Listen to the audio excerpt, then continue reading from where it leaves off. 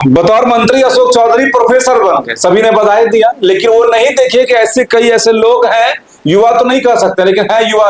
राहुल गांधी है ना, आज तक शादी नहीं हुई लेकिन उम्र 50 साल 55 साल का हो गया, फिर भी युवा कहते। वो राजनीति है, वहां चलता है। लेकिन आम जीवन में अगर ये अपने आप को युवा कहेंगे तो अपने आप को ठगेंगे भी, क्योंकि देखिए 60 65 साल होते, 70 साल होते होते आम आदमी मर जाता है। तकरीबन 45 50 साल के ये हो गए हैं और आज भी इन किताबों के सहारे आप ये देखिए कि इस आस में है कि प्रोफेसर बन जाएंगे और उसके बाद फिर अपना गृहस्थ जीवन भी बिताएंगे। हम जो कमरे में आपको दिख रहा है 10 बाय 12 का ये कमरा, यही इनका कमरा है, यही वो बेड है जिस बेड पर ये पढ़ाई करते हैं। और पढ़ाई करते करते सारा एग्जाम, कितना नंबर है आपको, मतलब उस एकेडमिक स्कोर 77 है। 77 है एकेडमिक हार्वर्ड यूनिवर्सिटी हमको एकेडमिक स्कोर 77 देते हैं। फिर भी जो है पीएचडी में, हाँ पीएचडी में तो 30 मार्क देते हैं। 30 मार्क, टोटल 77 देते हैं। 77 देते हैं। नाम क्या है आपका? डॉक्टर कुमोद कुमार। देखिए नाम में डॉक्टर लगा हुआ है, डॉक्टर कुमोद कुमार। उम्र आपको चेहरे से समझ में आ रहा होगा 45 50 के तकरीबन में है। शादी अभी तक नहीं हुई, इंतजार में है कि जॉब वगैरह शादी करेंगे। तो आप समझिए तकलीफ क्या होता है। बिहार में बेरोजगारी का आलम, बेरोजगारी का दर्द और अपना ड्रीम और अपना सपना क्या होता है, वो आज इनकी कहानी से आपको समझ में आएगा। और जो हम लोग कागज आपको दिख रहा होगा, ये कोई जमीन जगह कागज नहीं है, ये सारा कागज इस बात का गवाही है कि जब इनका रिजेक्शन हुआ, जब अलग अलग यूनिवर्सिटी इनको एग्जाम पास करा देती है, लेकिन जब इंटरव्यू का बारी आता है वहां पर कोई कॉल नहीं करता है, तो कोई जिस दिन उसका रिजल्ट डिस्प्ले होता है उस दिन आपको इंटरव्यू लेटर आता है। ये भी आपका भी देखे ज्वाइनिंग लेटर के समय इंटरव्यू लेटर आता है। अच्छा, तो जब और लोग ज्वाइन करते हैं तो आपको इंटरव्यू के लिए बुलाया जाता है, यानी कि वो लेटर आता आपके घर तक है, यानी कि उस लेटर का कोई मायने नहीं रहता है। नहीं, वहां पर ऑप्शन दिखा दिया जाता है कि ये कैंडिडेट आया ही नहीं। देखिए अब इनके साथ क्या क्या दर्द हो रहा है आप समझिएगा। अब स्नातक वाले जो एमएलसी हैं उनसे भी हम लोग ये कहेंगे आपको ऐसे लोगों का ही आवाज उठाना चाहिए।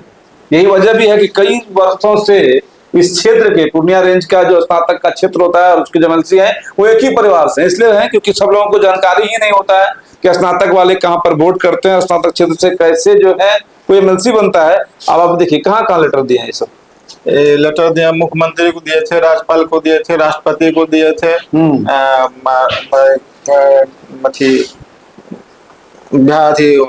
मतलब सचिव से लेकर डीसी से लेकर जहां तक आपका लगा उम्मीद जगह यहाँ जाने से मेरा काम हो सकता है, उन सब को दी। उच्च न्यायालय और सुप्रीम कोर्ट हर जगह दी। Matric, inter, honours, PG, PhD सब लगातार था जी।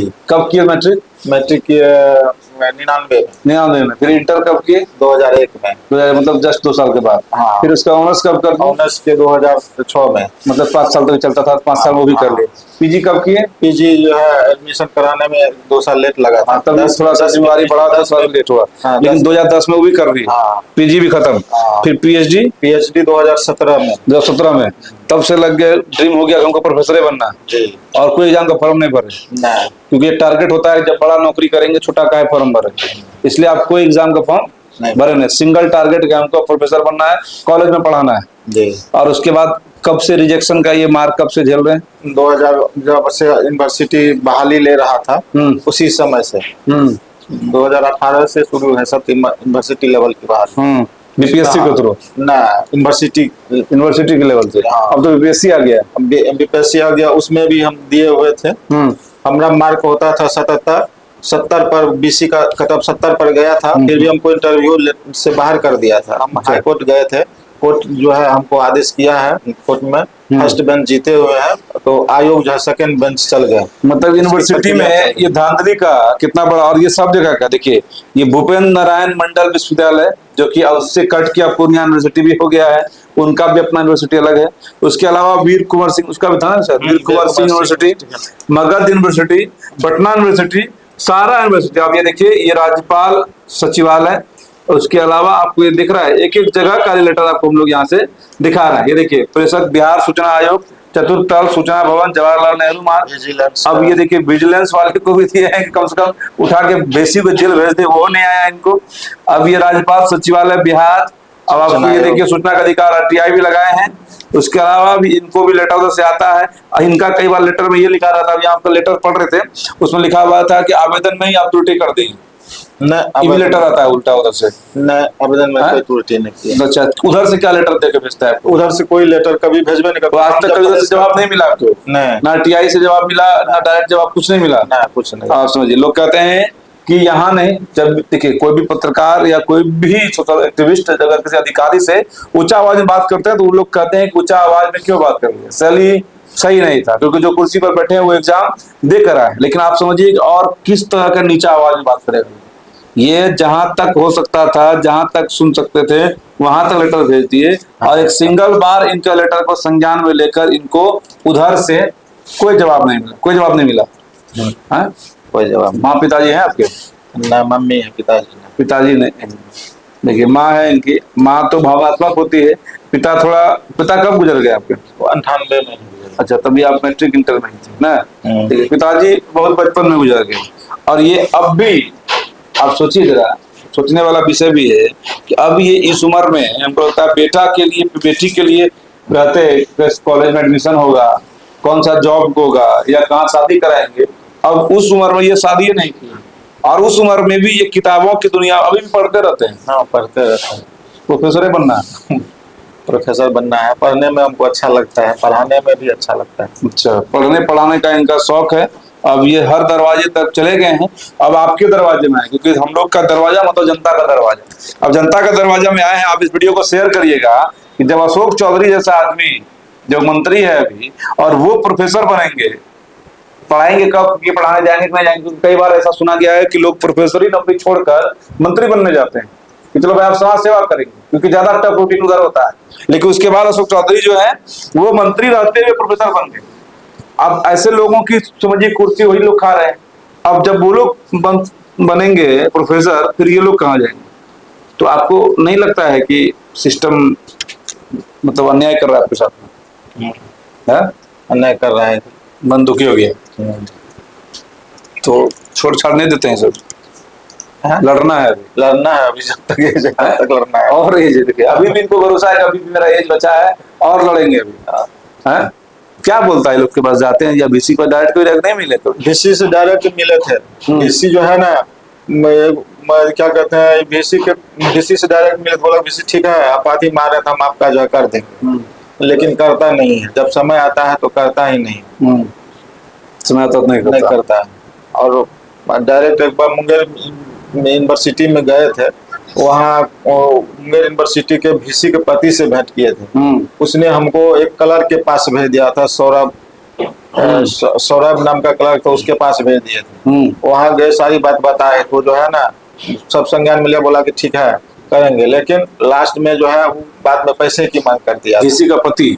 वीसी का पति जो है यूनिवर्सिटी में, मुंगेर यूनिवर्सिटी, और वो खुद वहाँ पर कार्यरत नहीं था? ओके, वो कार्यरत नहीं था। समझिए, मुंगेर के यूनिवर्सिटी के वीसी पर अभी भी है वर्तमान वीसी? वो ना, वो वीसी नहीं है अभी, रिटायर हो गई है। रिटायर हो गए। चलिए, रिटायरमेंट के बाद आप इतना बड़ा आरोप समझिए लगा रहे हैं, जैसे मुखिया पति होता है ना, कि मुखियाइन काम नहीं कर रही है तो पति उसका काम करता है, या मुखियाइन अगर कोई महिला है उसका बेटा काम करता है, तो यूनिवर्सिटियों में भी ऐसा ही होता है कि वीसी उसकी पत्नी थी, डील उसका पति करता था, और वो बोला आपको कलर के पास जाइए, पैसा जमा करिए, फिर आपको कहीं का सेट करवाते हैं, फिर आप पैसा दिए नहीं ना। पैसा जो है वो 2 लाख मांगा था, 2 लाख के बजाय गए थे, लेकिन वहां जाने के बाद जो है ना फिर बताया कि नहीं, यहाँ जो है ना 4 लाख देना पड़ेगा। अच्छा, 2 लाख का भी जुगाड़ आप कर लिए?